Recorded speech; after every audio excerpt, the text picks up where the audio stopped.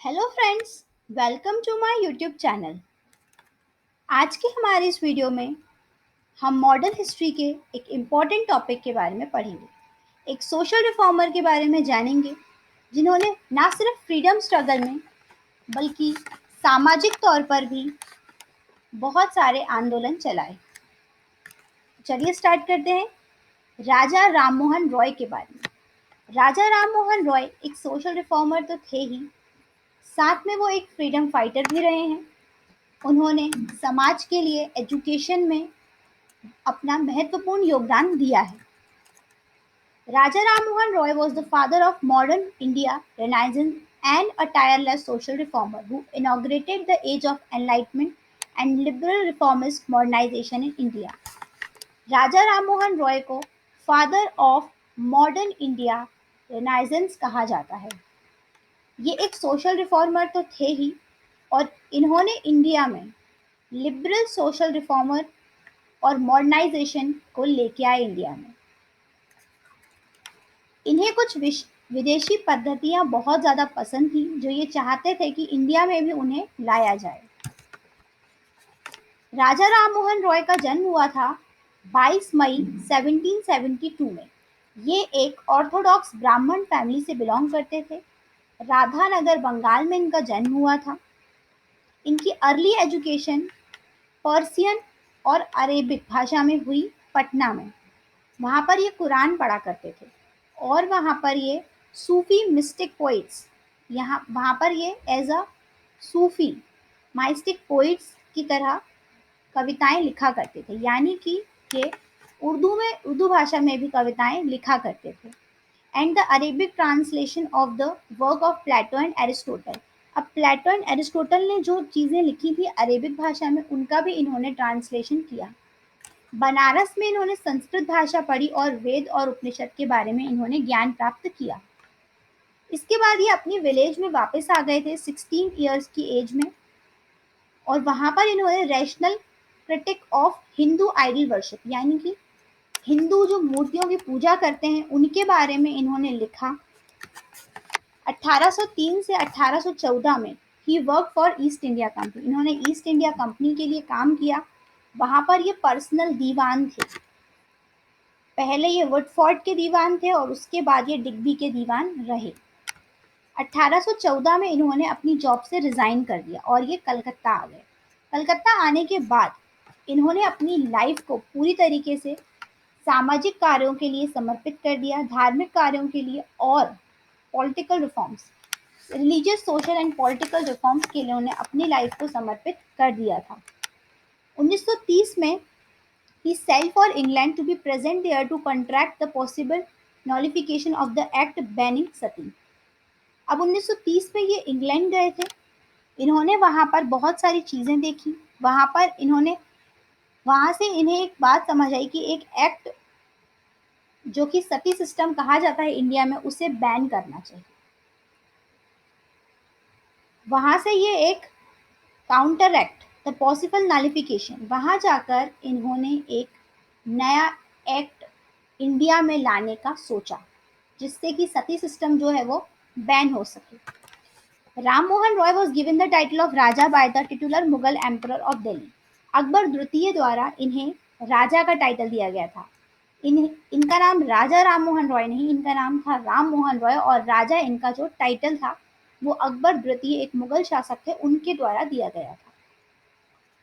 In his address entitled inaugurator of the modern age in India, इनको inaugurator of the modern age in India कहा जाता है।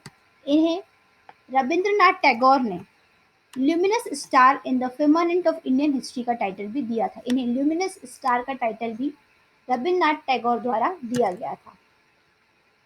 Rammohan Roy was greatly influenced by Western thought and stressed on rationalism and modern scientific approach. राजा राममोहन रॉय जो थे वो western culture जो है उससे बहुत ही ज़्यादा प्रभावित थे, और वो ये चाहते थे कि इंडिया में भी उस तरीके का सुधार देखने के लिए मिले। Rammohan Roy immediate problematic was the religious and social degeneration of the native Bengal.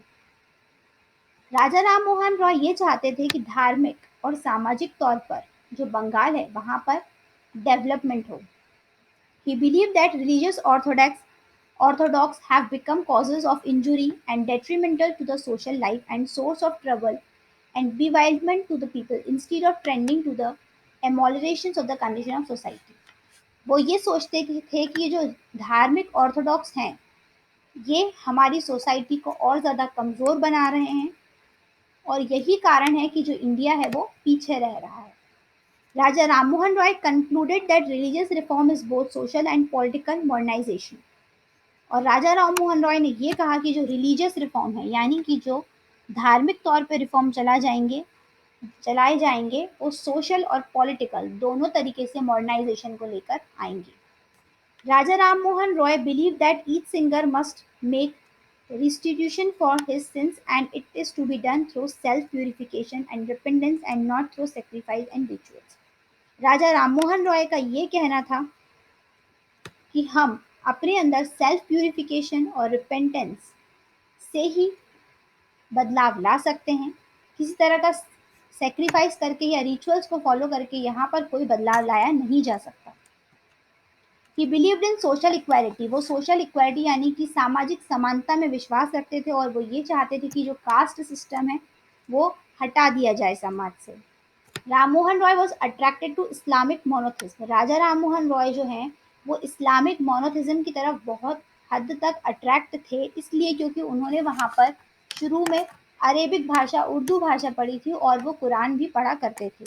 He said that monotheism is also the fundamental message of Vedant. और वो ये कहते थे कि जो इस्लाम का मोनोथिज्म है वो एक फंडामेंटल मैसेज ही है वेदों का. His idea of single Unitarian God was corrective to the polytheism of Orthodox Hindus and the Christian. उनका कहना ये था कि गॉड जो है भगवान जो है वो एक ही है यूनिटेरियन गॉड है यहाँ. He believed that monotheism supported one universal model for humanity. और वो ये कहते थे कि जो मोनोथिज्म है वो one universal model for humanity यानी कि मानवता का एक उदाहरण प्रस्तुत करता है पूरे विश्व में.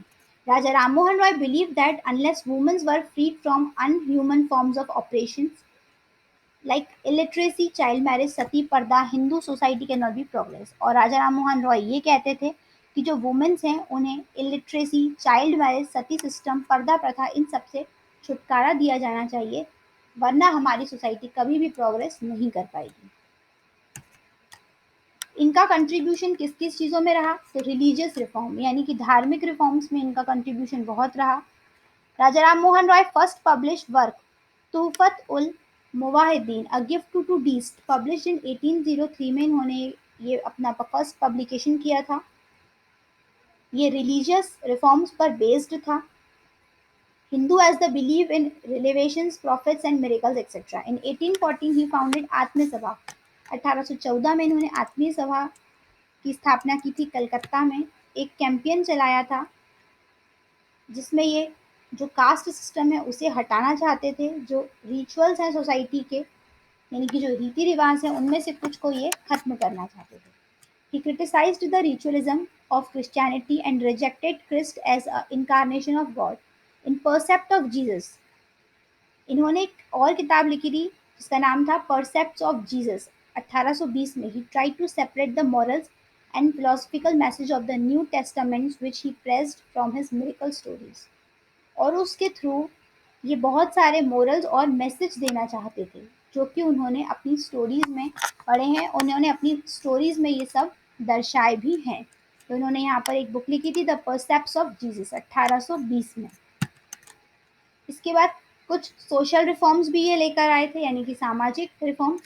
तो Raja Rammohan Roy conceived reformist religious association as instruments of social and political transformation.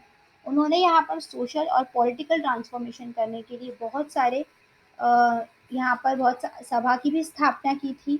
बहुत सारे रिफॉर्म्स भी चलाए थे. उन्होंने यहाँ आत्मीय सभा की स्थापना की थी 1815 कलकत्ता में. एंड ब्रह्म समाज की उन्होंने मेन यहाँ पर स्थापना की थी 1828 में विच letter become the Brahmo Samaj. He campaign against the caste system untouchability. यहाँ पर उन्होंने कास्ट सिस्टम को लेकर और अनटचेबिलिटी को लेकर यहाँ पर उन्होंने बहुत सारे कैंपेन्स भी चलाए आगे. He was well known for his pioneering thoughts and action on the emancipations of women and specially on the abolition of sati and widow remarriage. उन्होंने अपने बहुत सारे थॉट भी प्रस्तुत किए सती सिस्टम को हटाने के लिए और विडो रीमैरिज के लिए। यानी कि वो चाहते थे कि यहाँ पर सती सिस्टम को हटा दिया जाए और विडो रीमैरिज यानी कि विधवा पुनर्विवाह जो है उसको यहाँ पर शुरू किया जाए। चाइल्ड मैरिज जो है, बाल विवाह, उसको रोका जाए और जो वुमेन्स को इलिटरेसी यानी कि अनपढ़ रखा जाता है उसे भी यहाँ पर खत्म किया जाए। ये सारी चीज़ें वो खत्म करना चाहते थे और उसके लिए उन्होंने यहाँ पर बहुत सारे सोशल रिफॉर्म्स भी चलाए। इसके बाद ब्रह्म समाज एक इम्पॉर्टेंट टॉपिक है, एक इम्पॉर्टेंट फाउंडेशन है राजा राममोहन रॉय के द्वारा। तो राजा राममोहन रॉय फाउंडेड ब्रह्म समाज, 1828 में इसकी स्थापना की गई थी।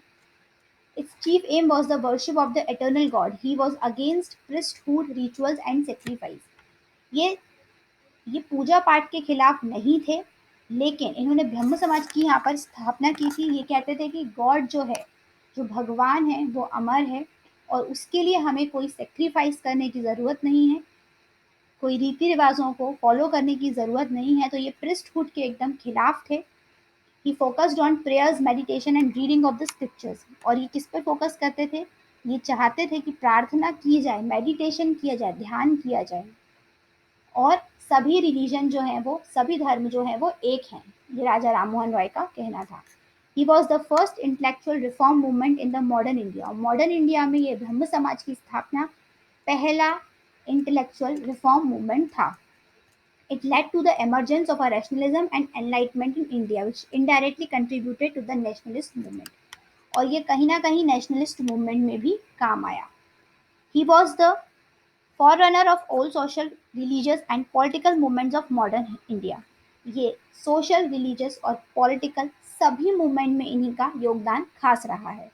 It is split into two in 1866, namely ब्रह्म समाज of India led by Keshav Chandra Sen and आदि ब्रह्म समाज। ब्रह्म समाज को यहाँ दो भागों में बांटा गया था।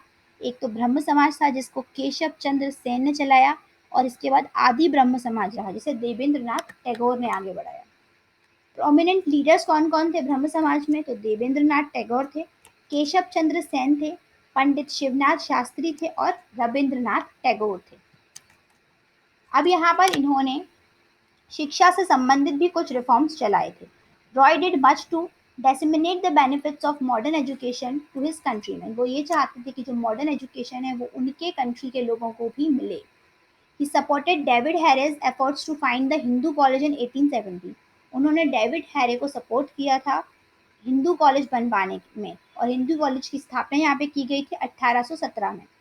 While Roy's English school taught mechanics and Voltaire's philosophy. और यहाँ पर रॉय इंग्लिश स्कूल भी था जिसमें मैकेनिक्स और फिलॉसफी भी पढ़ाई जाती थी। 1825 में ही इस्टेब्लिश वेदांता कॉलेज। 1825 में इन्होंने वेदांता कॉलेज की स्थापना की थी। Where courses in both Indian learning and western social physical science were offered. इन्होंने वेदांता कॉलेज की स्थापना की थी। वहाँ पर इंडियन यानी कि भारतीय संस्कृति का भी ज्ञान दिया जाता था, वेस्टर्न कल्चर का भी यहाँ पर ज्ञान दिया जाता था। Economic and political reforms. इसके बाद इन्होंने इकोनॉमिक और पॉलिटिकल रिफॉर्म्स भी चलाए थे। Civil liberties. Roy was impressed and admired the British system of constitutional government for the civil liberties it gave to the people. He wanted to extend the benefit of that system to government to Indian people. यहाँ पर जो civil liberties थे वो कुछ हद तक impress थे जो ब्रिटिश का कॉन्स्टिट्यूशन था उससे और वो चाहते थे कि इंडिया में भी वैसा ही लागू हो। Press freedom. Through his writing and activities, he supported the movement for free press in India. उनके विचारों और उनकी भाषा की वजह से, उनकी राइटिंग की वजह से उन्हें free press in India movement को भी सपोर्ट किया। When press censorship was relaxed by Lord Hastings in 1819, Rammohan Roy found 3 journals. जब लॉर्ड हास्टिंग द्वारा यहाँ पर प्रेस की जो सेंसरशिप है उसे रिलैक्स कर दिया, उसे ख़त्म कर दिया गया था, तब राजा राममोहन रॉय ने 3 जर्नल्स बनाए थे। द ब्रह्मैनिकल मैगजीन यानी कि यहाँ पर इन्होंने पेपर प्रकाशित किए थे, न्यूज़पेपर। तो द ब्रह्मैनिकल मैगजीन इन्होंने 1821 में लाए थे। बंगाली वीकली लाए थे ये। संवत कौमुदी 1821 में लाए थे और पर्सियन वीकली मिरात उल अकबर यानी कि ब्रह्मानिकल मैगजीन लाए थे। इसके बाद बंगाली भाषा में ये संवाद कौमुदी लाए थे और पर्शियन भाषा में लाए थे ये मिराट उल अकबर। ऐसे इन्होंने 3 पेपर्स भी पब्लिश किए थे जब लॉर्ड हास्टिंग ने यहाँ पर प्रेस की सेंसरशिप को ख़त्म कर दिया था। इसके बाद taxation reform, Roy condemned oppressive practices of Bengali zamindar and demanded fixation of minimum rents. He also demanded the abolition of taxes on tax free lands. यहाँ पर हिंदू लोगों पर, ना सिर्फ हिंदू लोगों पर बल्कि इंडियंस पे यहाँ पर टैक्स लगाया गया था। तो राजा राम मोहन रॉय ये चाहते थे कि जो भी टैक्स है उसे हटाया जाए और टैक्स फ्री लैंड लोगों को प्रोवाइड की जाए। He called for a reduction of export duties on Indian goods abroad and the abolition of the East India Company trading rights। और वो ये भी चाहते थे कि यहाँ ईस्ट इंडिया कंपनी के जो अधिकार हैं वो भी समाप्त किए जाएं। Administration reforms, he demanded the Indianization of superior services, separation of the executive from judiciary। वो ये भी चाहते थे कि यहाँ पर जो सर्विसेज हैं उनमें इंडियन लोगों को भी भाग लेने का मौका दिया जाए और इंडियन जुडिशरी को भी अलग किया जाए। तो यहाँ पर इन्होंने पॉलिटिकल रिफॉर्म्स भी चलाए, इनकी पॉलिटिकल रिफॉर्म्स थे। इसके बाद लिटरेरी वर्क्स फ्रॉम राजा राम मोहन रॉय। अब राजा राम मोहन रॉय के द्वारा बहुत सारी किताबें, बहुत सारे पेपर भी पब्लिश किए गए हैं। वो कौन कौन से हैं? तो सबसे पहले 1804 में इन्होंने पब्लिश किया था तूफत उल मुवाहिदीन। इसके बाद वेदांत ग्रंथ 1815 में ट्रांसलेशन किया था इन्होंने। एब्रिजमेंट ऑफ द वेदांत सारा 1816 में। केनो उपनिषद, ईशो उपनिषद, काथो उपनिषद और मुंडोक उपनिषद, ये सारे उपनिषद भी राजा राममोहन रॉय द्वारा लिखे गए थे। A conference between the advocate for an opponent of practice of burning widows alive, Bengali and English, ये भी इन्होंने लिखी है। डिफेंस ऑफ हिंदूथिज्म 1820 में इनके द्वारा लिखी गई थी। परसेप्ट ऑफ जीसस, जिसके बारे में हमने पढ़ा। The guide to peace and happiness, इसमें इन्होंने शांति और खुशी के बारे में बताया है। इन्होंने यहाँ पर शांति की स्थापना के लिए इस किताब को लिखा है।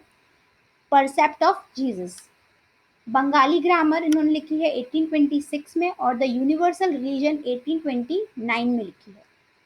हिस्ट्री ऑफ इंडियन फिलोसफी 1829 में लिखी है और गौड़ीय व्याकरण ये इन्होंने 1833 में लिखी। ये लिटरली वर्क्स थे राजा राममोहन रॉय के द्वारा। इन्होंने उपनिषद भी लिखे हैं बहुत सारे, केनो उपनिषद, ईशो उपनिषद, काथो उपनिषद और मुंडोक उपनिषद। तो ये आप याद रखिएगा, ये इंपॉर्टेंट वर्क्स हैं जो राजा राममोहन राय द्वारा किए गए थे। तो यहाँ हमने देखा राजा राममोहन रॉय ना सिर्फ एक सोशल रिफॉर्मर थे, एक रिलीजियस रिफॉर्मर भी थे, इकोनॉमिक एंड पॉलिटिकल रिफॉर्मर भी थे। इन्होंने ना सिर्फ समाज के लिए बल्कि धार्मिक तौर पर और राजनीतिक तौर पर भी अपना योगदान बहुत दिया था। इन्होंने ब्रह्म समाज की स्थापना की थी, ये बताने के लिए कि धर्म भले ही अनेक हों पर भगवान एक है। और ये प्रिस्टहुड के बिल्कुल खिलाफ थे, ये रिचुअल्स के भी खिलाफ थे, सती सिस्टम के खिलाफ थे और इन्होंने बाद में लॉर्ड विलियम बेंटिक के साथ मिलकर सती प्रथा को बंद भी करवाया था। इन्होंने विडो रीमैरिज का एक्ट भी पास करवाया था। ये सब राजा राममोहन रॉय द्वारा करवाया गया था। ये इंपॉर्टेंट पॉइंट्स हैं और इन्हें आप याद रखिएगा। अब चलते हैं अपने मोटिवेशनल कोट की तरफ। तो आज का हमारा मोटिवेशनल कोट है, देर लगेगी मगर सही होगा, हमें जो चाहिए वही होगा, दिन बुरे हैं जिंदगी नहीं। Always be positive in your life. आज की वीडियो में बस इतना ही। अगर आपको हमारी वीडियो पसंद आई हो तो इसे लाइक करिए, इसे शेयर कीजिए और हमारे चैनल को सब्सक्राइब करिए ताकि आपको हमारी वीडियोस की सभी लेटेस्ट अपडेट्स मिलती रहें।